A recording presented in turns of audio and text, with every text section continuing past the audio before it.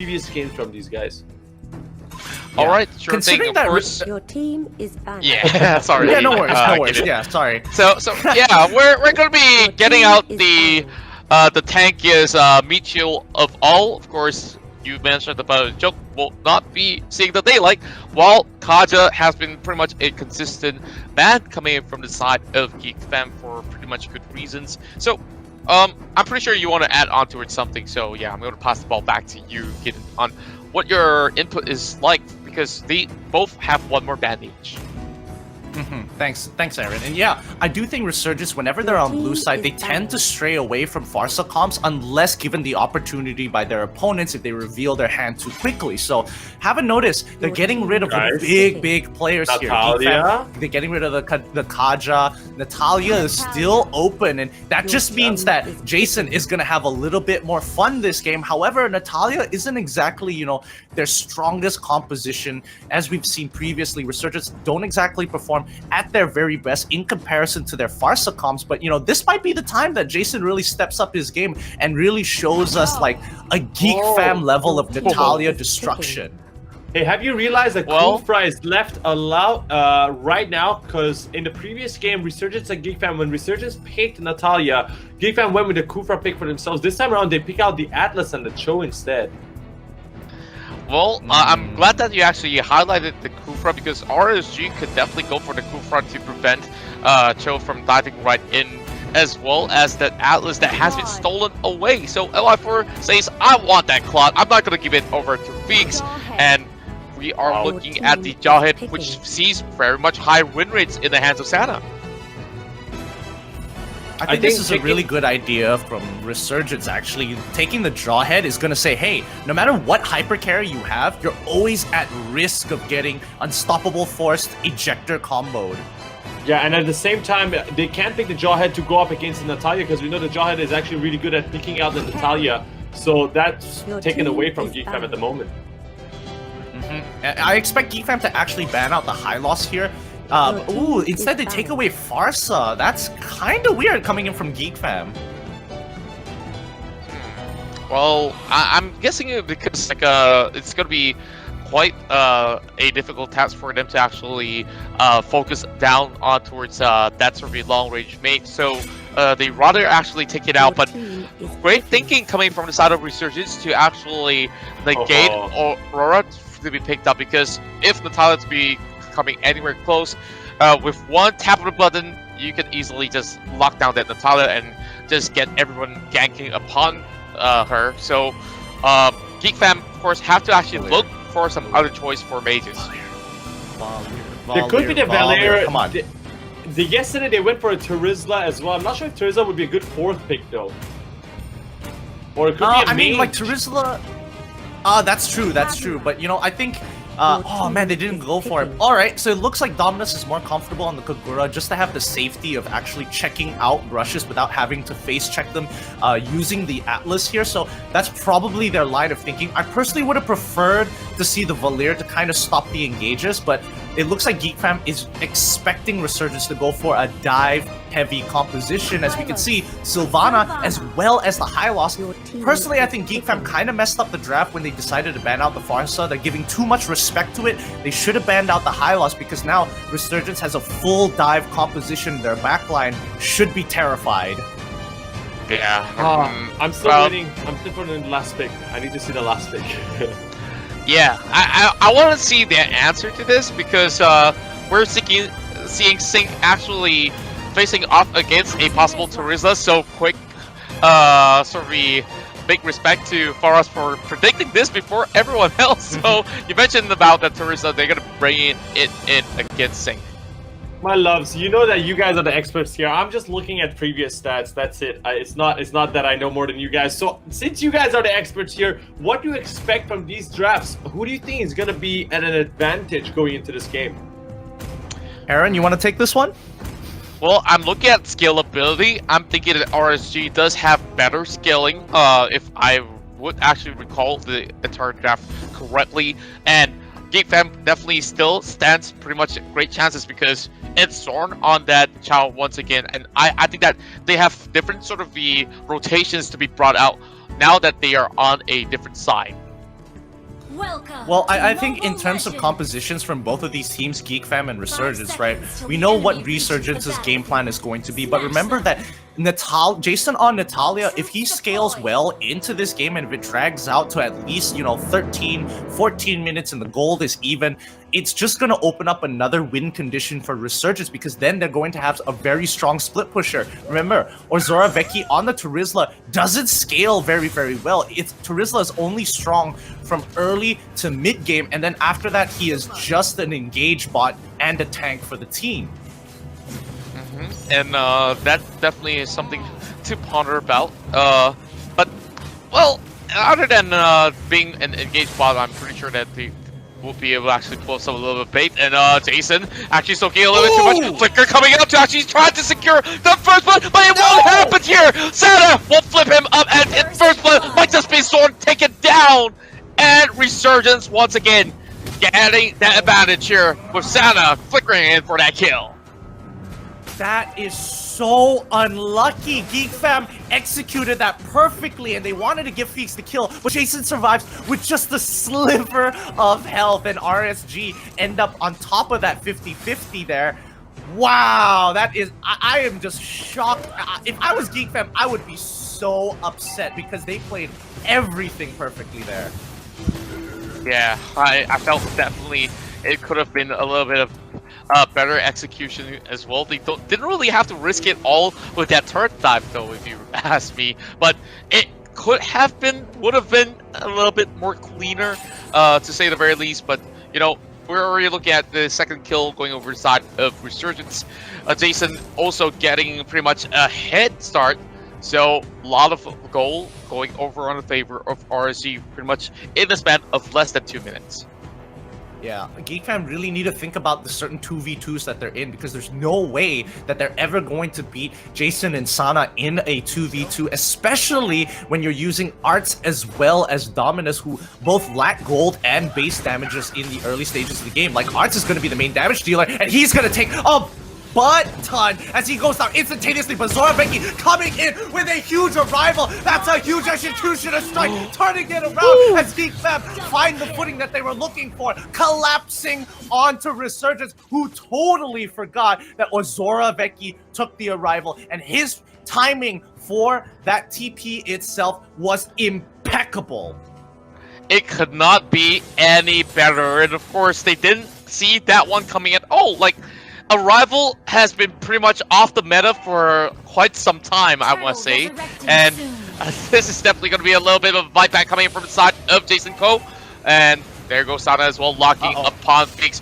Hoping to actually flicker away, trying to actually look for that ejector. But, big stun coming out! It's going to be able to actually find Jason. But the rest of RSG looking for Zorn. It's a little bit more of that sort of the effort to be put out. But RSG at least will be able to secure this turtle. Yeah, I mean, GEEK Fam, they made a good decision there. They traded 1-for-1. They were able to kill Jason off without losing another member because Resurgence actually had priority on that rotation. So GEEK Fam understood, all right, I've got a very short window here. If I could just kill Jason, this will all be worth it. And even though they did lose Turtle, look at the goal lead.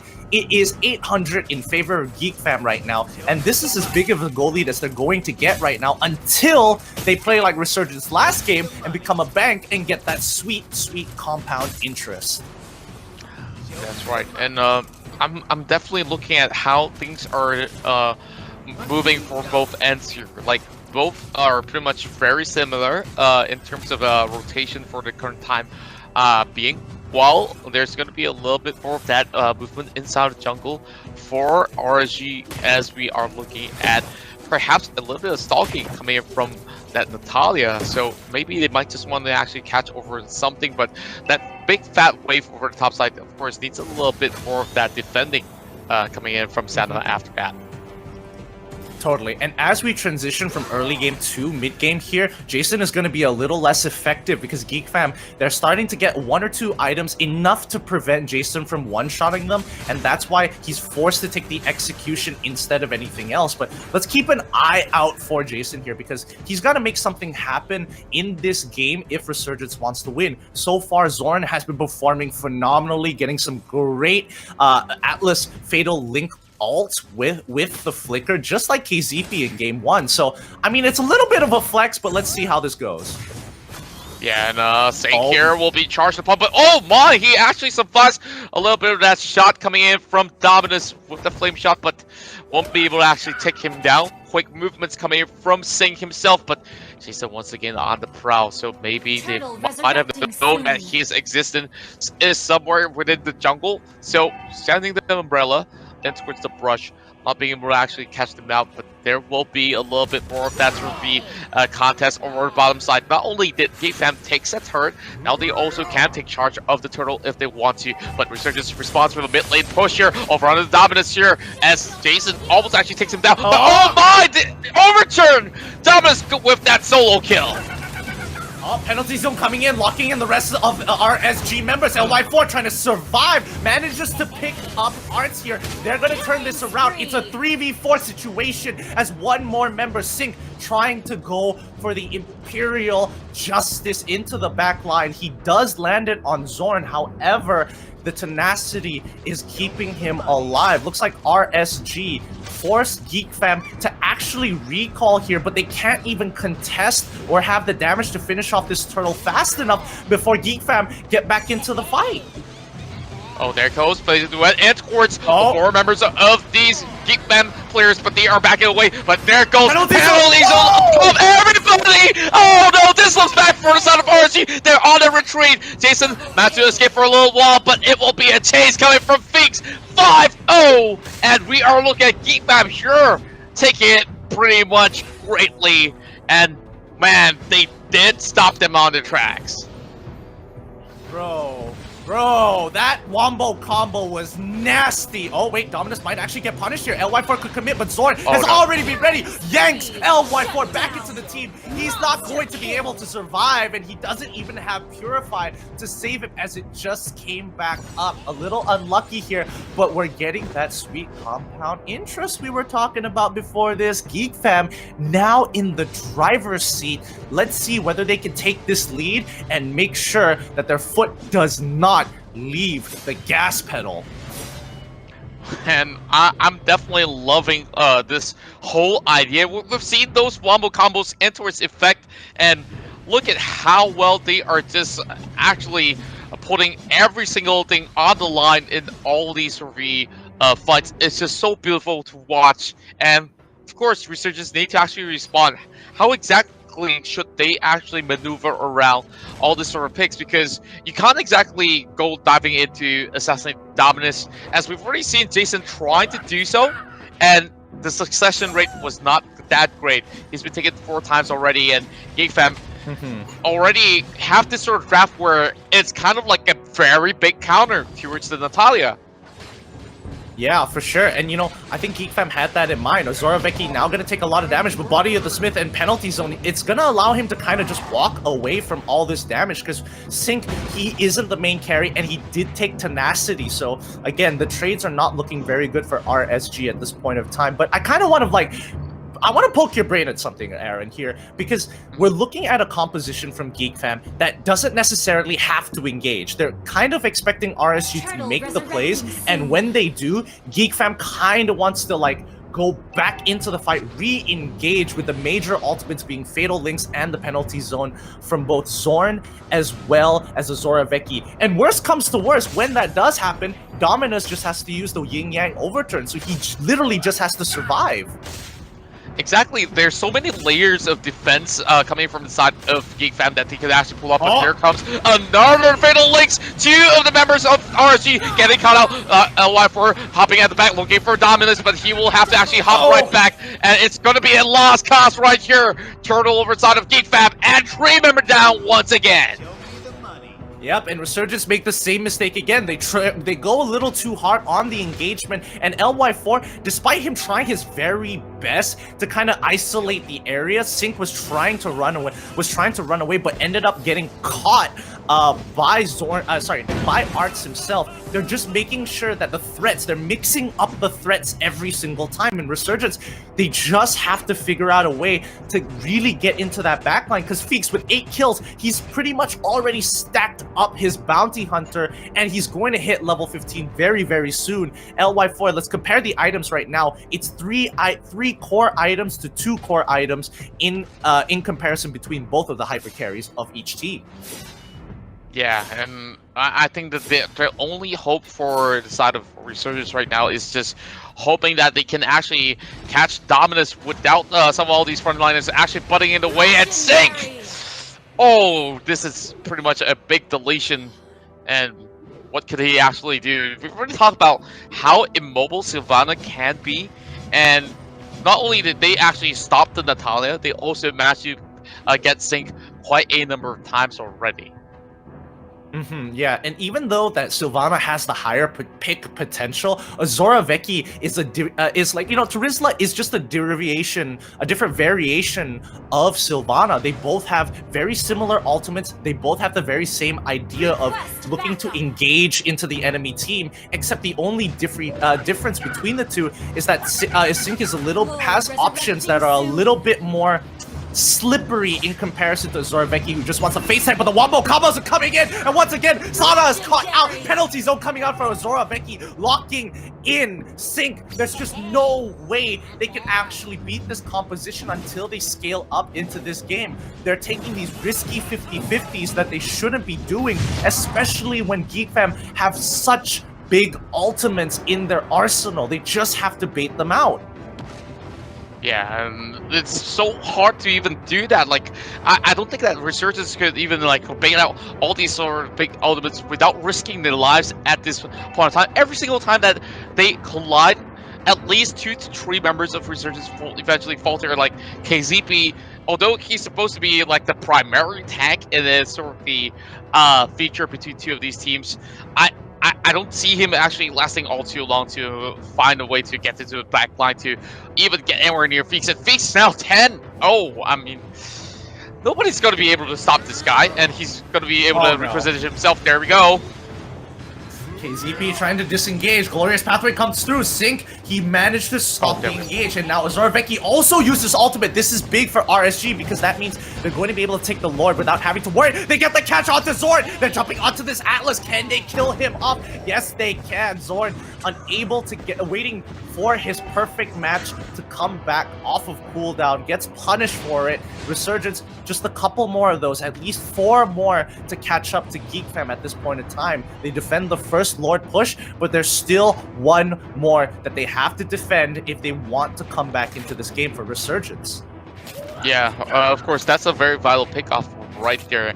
And now to look at it, really, the weakest link coming in from the side of GEEK fam is basically their beefiest unit, to say the very least. Like, it's either you gotta go in for those guys who have already go in with the engagement, like you did mention earlier, if the show goes in, or Atlas. So after that, you can actually flip the switch with Sana preparing that sort of injector to take them in towards uncharted terrains. And now we're looking at Secure. Dodging it pretty well, and Zorn once again at it with those sort of taunts. But remember what we were talking about the earlier stages of the game. Looking at the team composition, they're just waiting for, you know, the later part of the game just so they can activate Jason so he can get split pushing power on those side lanes. He is the most mobile other than, you know, LY4 in this particular composition. And you can see that Azora Vecchi, his job not only is to look for those big engages, but to also maintain side wave control against this Natalia. So Jason, he's playing literally 2 to 3 games as RSG is trying to survive. Yeah, of course, a lot of pressure on his shoulders here, but eventually he'll be able to actually make it right there, as he's already got half the C's as well. Of course, he just have to complete a few more major items in the back to be pretty much successful in those sort of split attempts, while he's constantly putting pressure over the bot side while winning a little bit more from the top lane. Now, RSG having Arts only in front of them, they are definitely thinking about what comes next out of this, because GEEK Fam slowly has negated a little bit more of that sort of pressure that they've been putting upon inside of the jungles of Resurgence. And Resurgence are playing this really, really smart. They're making sure that they're splitting up the map as much as possible. Zoraveki gonna get caught out a little bit, but they know that he's a little too tanky, especially since he's at level 15. And he has that, you know, Festival of Blood. So if he lands on multiple targets and the wave, the spell vamp is gonna be a little too much for now until they get life spell vamp reduction and healing reduction for the side of RSG. And looks like the GEEK Fam wants to actually go in for the catch once again. Fatal Links coming up, but the LY4 goes in with the flicker. But KZP now being stuck, although he has the glorious pathway, he will eventually fall. Same goes to Sync as well. They could not escape out of the raft here.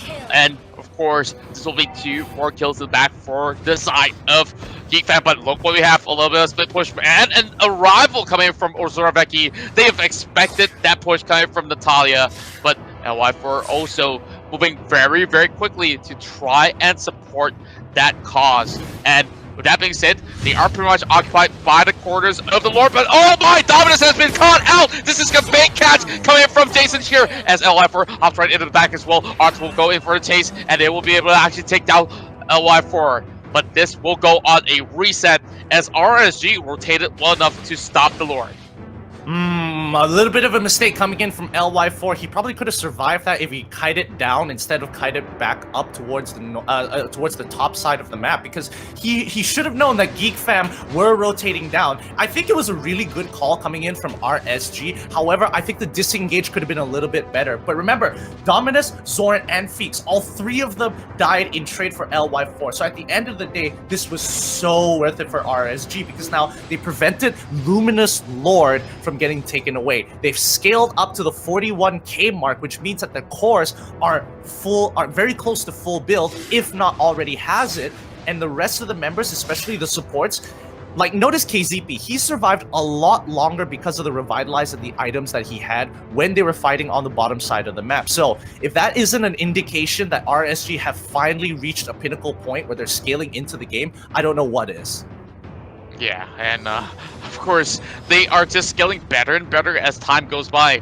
And I think that for GEEK Fam, they understand that they have already reached that pinnacle already. And oh my, speaking of which, pretty much a couple of all these flips will be able to actually punish Sync for the 6th time. And KZP is just looking by and like, okay, guys, we are here. You can't do this yet again. You can't start the Lord. And KCP could definitely soak in a little bit of damage, but here comes a little bit of flip over on the sword while LY4 is getting hunted down.